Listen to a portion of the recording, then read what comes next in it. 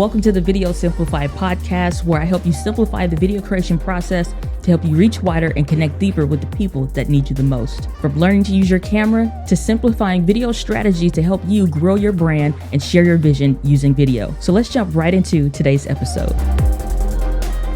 What is up, entrepreneurs? Welcome back to the Video Simplified podcast with me, your hostess, the mostess, Diana Gladney. I am so pumped and pleased to be here. You know, let me switch gears here for a second. You know what grinds my gears? In the words of Peter Griffin from Family Guy, what really grinds my gears is when I see beautiful, amazing comments from wonderful people like you. But there's an E on the end of my name, or two A's. And it's like, my name is on everything, man. It's on the podcast. It's on the channel. It's on my ID. Like, it's on everything. And it baffles me that when I answered these wonderful questions from you wonderful people, I just see my name egregiously misspelled. D-I-A-N-A. D-I-A-N-A. That's it. D-I-A-N-A. Short. Five letters. That's it.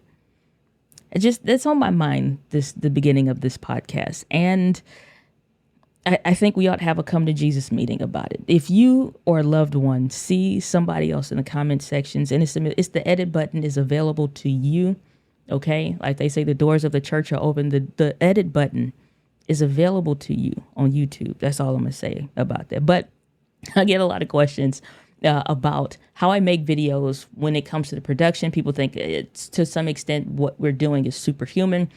And honestly, it's not. It's the system. Systems serve you tremendously well when you're creating videos. And the better your systems are, honestly, the simpler that they are, because it has to be easy to remember in order for it to be easy to execute. Then it's also easy to share, easy to train, or what have you. In past times, I've made systems for myself and for the team that becomes so complex that becomes hard to remember. And it's like, now we're just doing too much. And the more work that you do, the more steps that you have, and the more that gets lost in translation. It's like, why don't we just refine things? And one of the best things that I ever got was a gift called the Loop Deck Live that completely changed how we create and record content, and how I'm able to produce and create a ton of videos faster than ever before and more efficient than ever before. And it's really three main differences for me. I was never somebody like, I'm a gear minimalist. I was never somebody who's going to buy a bunch of stuff. So when the Rodecaster came out, I'm like, I don't need all that. I got a USB microphone, keeping it simple. But I'm also looking at gear that's like my quote unquote forever gear, my Shure SM7B, it's XLR. I knew I was going to want to get this mic one day. And it's like, whatever you're going to do, eventually you might as well do it now, especially if there's no real benefit in waiting. And most of the time there isn't. It's just some hesitancy around it. And I was like, this microphone better be the bee's knees Hall of Fame, or it's going back. And I bought the Rodecaster and the Shure SM7B at the same time.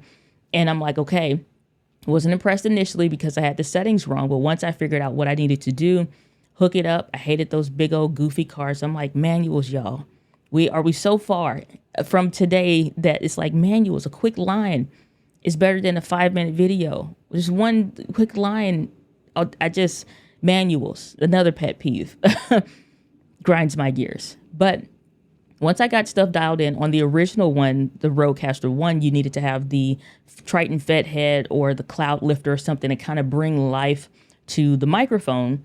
And so once I got all those little pieces within like the first week, I'm like, oh, this is amazing.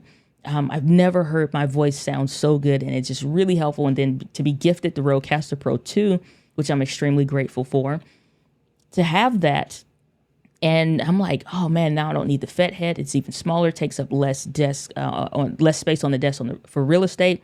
I've tried using other things that I think are really awesome and amazing that we'll probably talk about in future episodes or whatever, because I don't think everybody needs a Rodecaster Pro. But if you have big content goals and stuff, the stuff that you use can save you time, or it can help you to burn more time if it's not efficient enough. And so the upgrades and the stuff that you make, it has to make sense. It can't just be everybody else saying that it works well for them and it doesn't work good for you. So the Loop Deck Live is just one of those things where I saw it come out. I saw people using this. Like, I don't need a button for what I can do with a mouse click. It's still a button click. But the thing that really stood out for me was reducing the amount of clicks. So where something would be open up Chrome, open up the internet, then go to a bookmark for a specific thing that I want. And then maybe within that page, it could be going to a specific folder. Something like Dropbox is a good example. So maybe you're going to one for your website-based content and then one for the YouTube-based content, 2 different tabs. Does that mean I need 2 different bookmarks? It's like most of the time, no, just get me to the main thing and I'll get there. Well, in addition to some of these things, because some stuff you natively are still going to do on the browser or whatever, but now it can be all of those actions are included in one button click. Okay, between the Loop Deck Live and its biggest competitor, the Elgato Stream Deck, which a lot of people had, I wasn't interested in that. You had the one with like 6 or 9 keys, I think it may have been, and then it moved up to maybe like 26, 50, and 120, whatever. Who knows how many keys it is? It's a lot. And I'm like, I don't want all these daggone buttons. I'd rather just have a drop-down list and a bookmark bar. I'm a plain Jane when it comes to stuff, and for a lot of things, the gear minimalist to a point. And it's not something like, oh, I have to be minimalist. It's just, I don't need all this extra stuff compounding when I get ready to sit down and create. The more links in the chain that you have to make sure all those links are efficient, or at least I want to, so nothing holds me back or gets in the way. Because it only takes, on a one bad day, it's like catching your pocket on the end of a door, and it just, a door handle, and it makes a bad day worse. It's just like, man, I'm done with this. This is enough. I'm sick of it. It happens.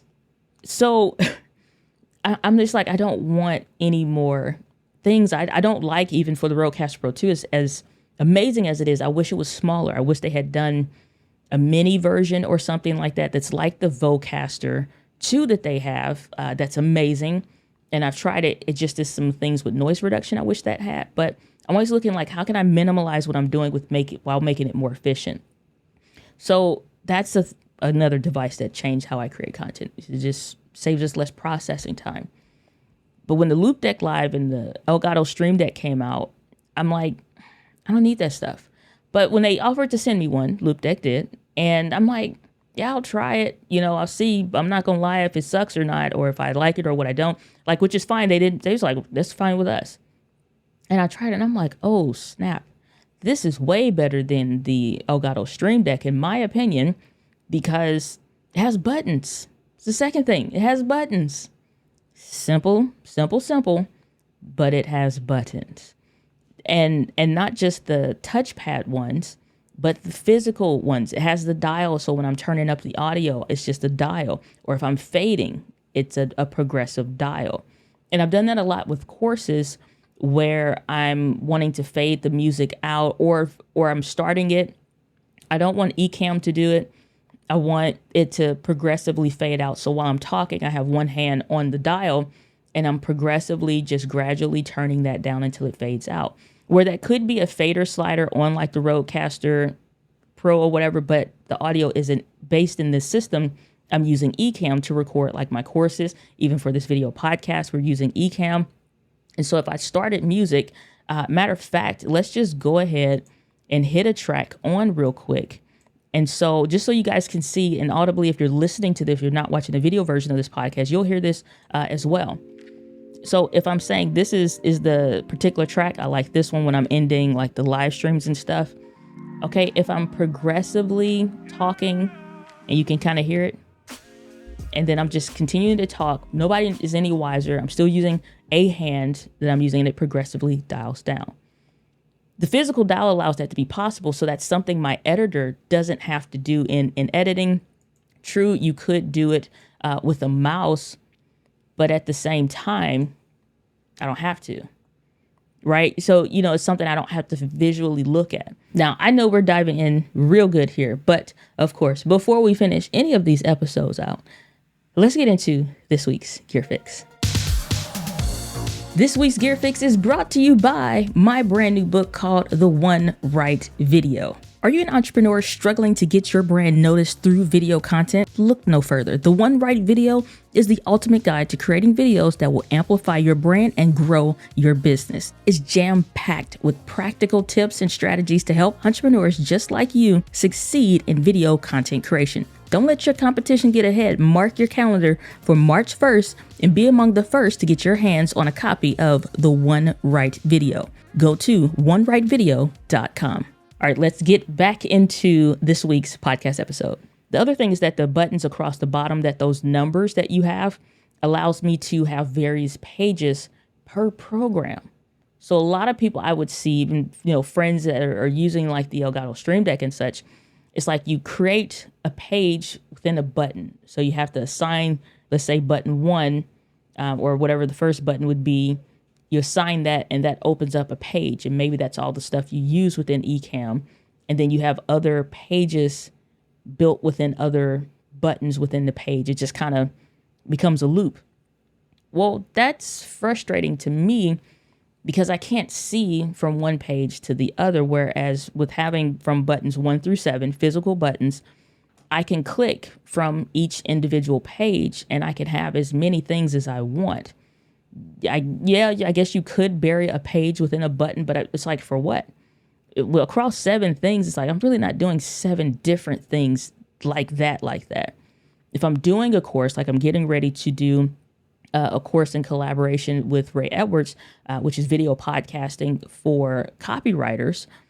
Well, I'm going to set my system up, which is the third thing that I love about it, based on what I know I can do within the Loop Deck Live. Well, I know exactly how I want to do the course. I know how I want it to flow, and I want to take as much heavy lifting off of my editor's plate as much as possible. So when it's time for us to have a conversation on how to approach this, what are we wanting to do, there's some things that doesn't have to be done in editing, like the cover screen being on the page and then the audio coming in and then it playing until it fades out or whatever the case is, and starting the recording. Those multi-actions are already built into Ecamm Live, and then Ecamm and Loop Deck can see and read each other. So whenever I create a new scene or a new system in Ecamm, Loop Deck Live already sees it because it has that plugin installed. It already sees it. So I can just say like, oh, this is the name of the intro, when I hit this button, do all of these different actions. And I can even set timers to say, like, especially for me, when you know yourself, when you've been creating content enough, you know how you want to do your intros. You kind of have an idea and imagination of how you want this to flow.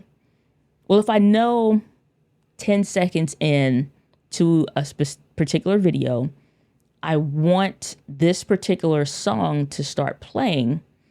Yes, I could do that within Ecamm to switch scenes and stuff like that, but I can assign all that within the Loop Deck Live. Something else that's super simple. Sometimes I need to send a quick video message to my team. And so I don't trust using Slack's video because I've had several times where it says it was correct and it was all uploaded. And it's like, hey, this cuts off after 3 minutes. And it's like, I thought you said this was a 5-minute video. Then I have to redo it anyway. So I set up for a QuickTime video. So I don't necessarily need to open up Ecamm. There's nothing that I need to do that's Ecamm specific for this. All I need to do is hit my QuickTime button. It not only opens up QuickTime, it has a delay because it needs to wait for it to fully open to a specific menu setting, because I can assign it to go through the menu and do a certain action. And then I'm like, wait, 2 seconds or whatever, and then open up, or obviously less, then open up for it to start a video recording. So what used to be 4 or 5 button presses for me to do that sometimes, and again, you don't think about this stuff adding up. Now it takes me no time. It's a button press. I've even transitioned this into what are the things that I'm doing throughout the week in the business, from the administrative side of the work to your creative side of your work. And obviously I'm talking about mostly the creative side in this one, but I was like, This could work administratively. So every month, obviously you're having expenses in the business. Well, my receipts every month, I need to upload them to where this is, and I need to make it as easy as possible. So I'm always tracking those. Most of our stuff comes electronic anyway. So when I see that email or whatever, I want to be able to grab it quickly. Well, I set and assign a button to go to a specific program, obviously, go to a specific folder and allow me to upload it. Just go directly there. And every month that changes because on a month by month basis, you're tracking your stuff. And so I completely changed the way that not only I create content, but the way that I'm able to work with something like that. Now, can you do a lot of the same functions and similarities between the Loop Deck Live and the Stream Deck? Yeah, but I didn't care for the bury a page within a button concept instead of just having dedicated physical dials and compound button situation happening here. The physical twisty dials that you see on the Loop Deck Live are also buttons. So it has multi actions, and you can always assign something to do something differently. So the buttons are different, and what page initially comes up are different when I go to Ecamm Live versus when I open up Google Chrome versus when I open up Zoom. Like, I don't have to go through pages of stuff to go find that one for that thing and dig into another page within a button to find the one for a specific type coaching calls, for example. I don't have to do none of that. I don't have to do none of that. It's amazing. So seems like a simple thing. And obviously they have ones that are like for color graders and all these amazing dials and stuff like that, which you can use this one for, and it's great. But yeah, so when I open up Final Cut, it does something totally different. Whole new set of menus and stuff, all in the same thing. I don't have to dig into anything. And if I'm switching between, for example, like for the live streams, you can tell I'm excited about this. If I'm switching between Google Chrome and Ecamm that I'm using for my live streams, it automatically is switching between the programs. I don't have to press anything. I don't have to press anything. So it completely changed the way I record because it's way more efficient. I can build in my systems, and it's just way more efficient. Way more efficient. So I'm not having to create a page within a button kind of a thing, and you're constantly digging between where does this one go and blah, blah, blah. And yeah, different strokes for different folks, but for me and my house, we will use the Loop Deck Live because it is efficient as heck. And I honestly did not think that something like this would work at this level.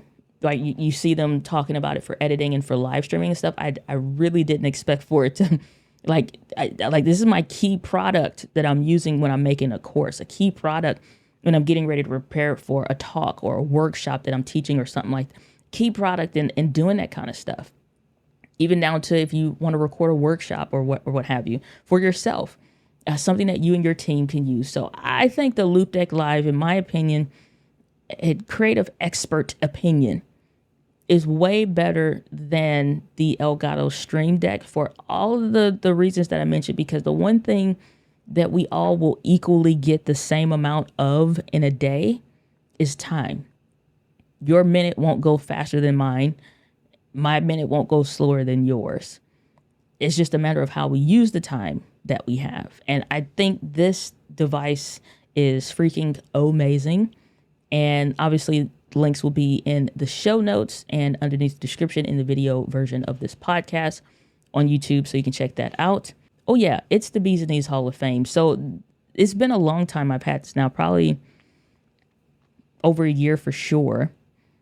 But it's something that I use regularly, and I just don't talk about it enough. And if you are looking for something to help you be way more efficient, I would highly recommend, especially if you use Ecamm Live, I would highly recommend that you get the Loop Deck Live instead of the Elgato Stream Deck for efficiency. Some people like to use both or what have you, but don't knock it till you try it. I think it is Bees Knees Hall of Fame. But that's where I'm going to leave it for this week's episode. If you love listening to these podcasts and you haven't left a rating or review over in Apple Podcasts, be sure to do so. Or if you're in Google Podcasts, do so. If you're someplace else, that's fine too. But make sure you do so because it always helps the next entrepreneur looking for content like this that you love actually get a chance to check it out and get the help that they need. And as I love to end all of our shows, the winds of life blows on us all, but it is how you set your sails. So set your sails accordingly. With that, guys, we'll be passionate. I'll see you on the next episode of the Video Simplified podcast. Take care. Thanks for tuning into this week's episode, but the value doesn't stop there. For more in-depth trainings, courses, and growing your brand using video, join the Video Simplified community at videosimplified.live.